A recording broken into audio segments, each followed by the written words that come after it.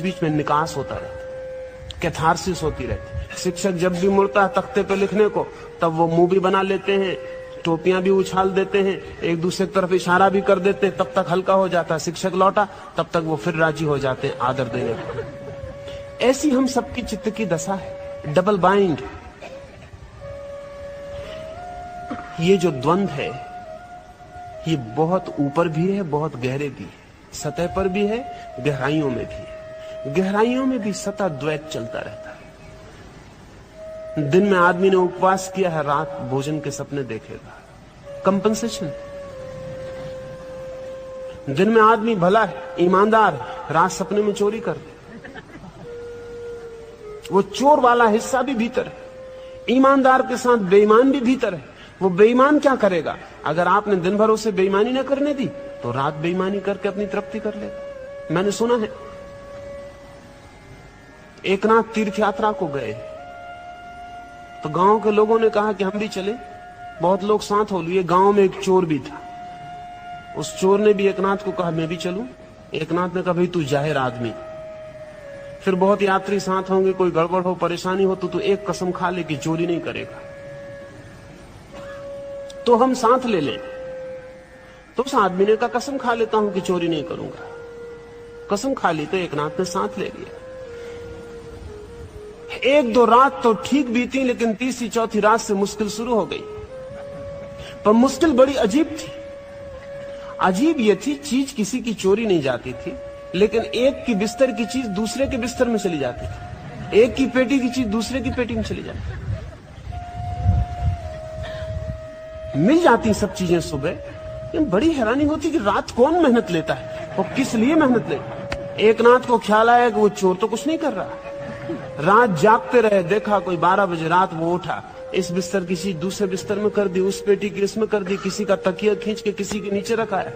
एकनाथ ने कहा तू ये क्या करता है? उस चोर ने कहा मैंने कसम चोरी न करने की खाई थी, लेकिन कम से कम अदल बदल तो करने दे।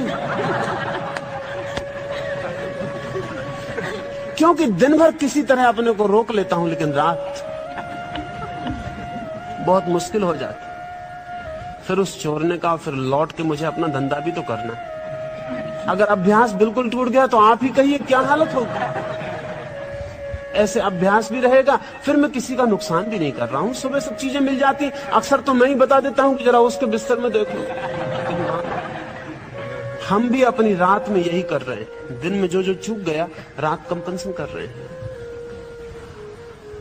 अगर भले आदमियों के सपने देखे जाएं तो बड़ी हैरानी होती, अगर बुरे आदमियों के सपने देखे जाएं तो भी बड़ी हैरानी होती। भले आदमियों के सपने अनिवार्यतया बुरे आदमी जैसे होते, और बुरे आदमी के सपने अनिवार्यतया भले आदमी जैसे होते। डबल बाइंड है माइंड। अच्छे आदमी बुरे सपने देखते हैं, बुरे आदमी अच्छे सपने देखते हैं। चोर और बेईमान सपने में साधु सन्यासी होने की बातें सोचते हैं। साधु और सन्यासी सपने में चोर और बेईमान हो जाते हैं। वो दूसरा हिस्सा है मन का, वो भीतर प्रतीक्षा करता है। वो प्रतीक्षा करता है कि कब, अगर कहीं मौका नहीं मिला तो सपने में मौका खोज लेता है।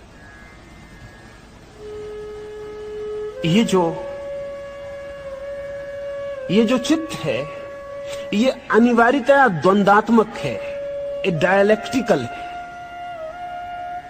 मन के काम करने का ढंग द्वंदात्मक है। इसलिए अगर कोई विश्वासी आदमी है, आस्थावान, श्रद्धालु, तो बहुत हैरानी होगी। अगर विश्वासी आदमी है तो उसके भीतर गहरे में संदेह छिपा रहेगा। अगर बहुत संदेह करने वाला आदमी है तो उसके भीतर गहरे में विश्वास छिपा रहेगा। इसलिए अक्सर ऐसा होता है कि जो लोग जिंदगी भर आस्तिक होते हैं, मरने के करीब करीब नास्तिक होने लगते। क्यों? क्योंकि जिंदगी भर तो उन्होंने ऊपर विश्वास को संभाला, वो संदेह का हिस्सा भीतर दबा रहा। फिर वो धीरे धीरे उभरना शुरू होता है। वो कहता है जिंदगी भर तो विश्वास कर लिया, क्या मिल गया? वो भीतर का संदेह ऊपर आना शुरू होता है। अक्सर ऐसा होता है कि जिंदगी भर के अविश्वासी मरते समय विश्वासी हो जाते। भीतर का विश्वास का पहलू ऊपर उभर आता है। मन द्वंदात्मक है, दोहरा है। मन का काम ठीक वैसा ही है जैसा इस जगत में सारी चीजें द्वंदात्मक हैं, पोलर। यहां सारी चीजें द्वंद्व से जीती हैं। अगर हम प्रकाश को मिटा दें तो अंधेरा मिट जाए। आप कहेंगे कैसी बात कह रहा हूं, प्रकाश को बुझा देते हैं तो अंधेरा तो और बढ़ता है, मिटता नहीं। लेकिन प्रकाश का बुझाना प्रकाश का मिटाना नहीं। अगर पृथ्वी पर प्रकाश बिल्कुल न रह जाए तो अंधेरा बिल्कुल नहीं रहेगा। नहीं रहेगा इसलिए भी कि अंधेरे का पता ही तब तक चलता है जब तक हमें प्रकाश का पता है, अन्यथा पता भी नहीं चल सकता। रहे तो भी पता नहीं चल सकता। अगर हम जन्म को बंद कर दें तो मृत्यु मिट जाएगी, क्योंकि जन्म ही नहीं होगा तो मरने को कोई खोजना मुश्किल हो जाए। अगर हम मृत्यु को रोक दें तो जन्म को रोकना पड़ेगा। यही तो दिक्कत हुई सारी दुनिया में। पिछले 200 वर्षों के चिकित्सा के विकास ने मृत्यु की दर कम कर दी, इसलिए अब संतति निरोध और बर्थ कंट्रोल के लिए हमें कोशिश करनी पड़ती। उधर मृत्यु की दर कम हुई, इधर जन्म की दर कम करनी पड़ेगी। जिंदगी विरोधों के बीच संतुलन है और जिंदगी विरोध से चलती है। सारी जिंदगी द्वंद्व है और सारी जिंदगी के आधार में मन, माइंड।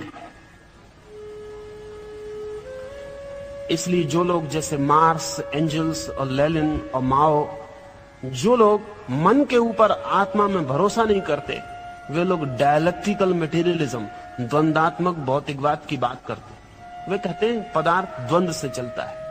इसलिए वे वर्ग संघर्ष की बात करते कि समाज भी द्वंद्व से चलेगा, गरीब को अमीर के खिलाफ लड़ाना पड़ेगा तब समाज चलेगा। सब समाज द्वंद्व है। अगर मन ही सब कुछ है तो जिंदगी में संघर्ष के अलावा और कुछ भी नहीं है। लेकिन कृष्ण कहते हैं द्वंद्वातीत, द्वंद्व के बाहर, द्वंद्व के पार, बियॉन्ड डायलेक्टिक्स। दो के बाहर होता है अर्जुन जो, वही केवल कर्म के बंधन से मुक्त होता है। लेकिन दो के बाहर कौन हो सकता है? मन तो नहीं हो सकता। मन तो जब भी रहेगा दो के भीतर ही रहेगा। दो के बाहर मन को भी जो जानता है वही हो सकता है। मन को भी जो पहचानता है वही हो सकता है। घृणा द्वंद्व के बाहर नहीं हो सकती, प्रेम द्वंद्व के बाहर नहीं हो सकता। लेकिन जो प्रेम और घृणा को जानने वाला ज्ञाता है, नोअर है, वो बाहर हो सकता है। मैं बैठा हूं, सुबह हो गई, सूरज निकला, देखा कि रोशनी भर गई चारों तरफ। फिर सांझ आई, सूरज डूबा, देखा कि अंधेरा छा गया चारों तरफ। फिर सुबह हुई, फिर सूरज निकला, फिर प्रकाश फर गया। मैंने देखा चारों तरफ अंधेरे को आते, मैंने देखा चारों तरफ प्रकाश को आते, मैंने देखा जाते प्रकाश को, मैंने देखा जाते अंधेरे को। लेकिन मैं, जिसने प्रकाश को भी देखा और अंधेरे को भी देखा, ना तो प्रकाश हूं और ना अंधेरा हूं, मैं दोनों से अलग तीसरा हूं, दी थर्ड। ये जो तीसरा है, अगर इसका मुझे स्मरण आ जाए तो मैं दो के बाहर हो जाऊं। तीसरे की याद आ जाए तो दो के बाहर हुआ जा सकता है। यदि तीसरे का स्मरण आ जाए तो दो के बाहर हुआ जा सकता है। मन के द्वंद्व के बाहर वही हो सकेगा जिसे तीसरे का स्मरण आ जाए। जब सुख आए तो भीतर मैं जानूं कि ये सुख आया, लेकिन मैं सुख नहीं हूं। क्योंकि अगर मैं सुख हूं तो दुख फिर कभी नहीं आ सकता, लेकिन थोड़ी देर में दुख आ जाता है। जब दुख आए तो मैं जानूं कि ये दुख आया, लेकिन मैं दुख नहीं हूं। क्योंकि अगर मैं दुख हूं तो फिर सुख कभी नहीं आ सकता, लेकिन अभी सुख था और फिर सुख आ जाएगा। सुख आता है, दुख आता है, घृणा आती, प्रेम आता, मित्रता आती, शत्रुता आती, हार होती, जीत होती, सम्मान मिलता, अपमान मिलता, सब द्वंद्व है। इनके पार अगर मैं तीसरे को पकड़ के स्मरण से भर जाऊं कि मैं इन दोनों से भिन्न, दोनों से अन्य, दोनों से अलग जानने वाला हूं, देखने वाला हूं, विटनेस हूं,